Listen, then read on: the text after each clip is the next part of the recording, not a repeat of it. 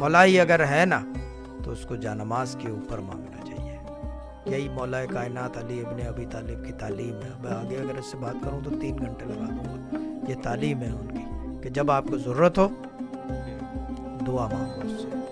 یعنی کہ اور دعا مانگنے کا طریقہ پہلے اس کی عبادت کی جائے, اس کو خوش کیا جائے, اس کے بعد دعا مانگو. یہ نہیں کہ یا اللہ پہ سدھارتے تھے, یا اللہ پہ, یعنی کہ یہ جو صبر والا دامن ہے نا, یہ ہمیں پنجتن پاک اور 12 امام سے جو ہے نا, اس کی جو سب سے بڑی مثالیں ہیں وہ ان سے ملتا ہے. صبر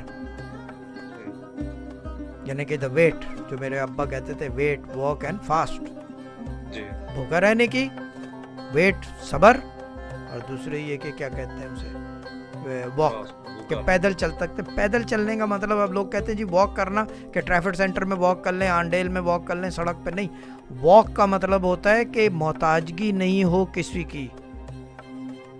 جب آپ کو کسی کی محتاجگی نہیں ہوتی تو آپ کو اللہ کی محتاجگی ہوتی ہے. You become dependent on something that does not exist in a physical form. تو پھر آتا ہے ویٹ, پھر صبر آتا ہے اس کے ساتھ, کیونکہ آپ ایسے کے محتاج ہو جو نظر نہیں آ رہا. اور پھر آتا ہے فاسٹ, کیونکہ پھر وہ جب محتاجگی ہوتی ہے تو وہ امتحان لیتا ہے آپ کا. دیکھو خدا کو کیا پڑی ہے کہ 30 دن بھوکا مارے آپ کو, روزے. ٹھیک ہے نا, کبھی سنا ہے کہ روزے سے کوئی مرا ہو؟ نیور.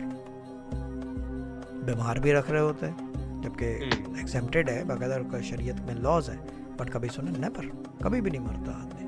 لیکن اللہ تعالیٰ امتحان لیتا ہے کہ یہ ہمارے بندے ہیں, اور امتحان بھی ایسا لیتا ہے کہ ان دنوں جو ہے سمجھ لو کہ وہ شیطان کو بھی جو ہے اپنے کنٹرول میں رکھتا ہے. Those are the only 30 days that the shaitan is bound.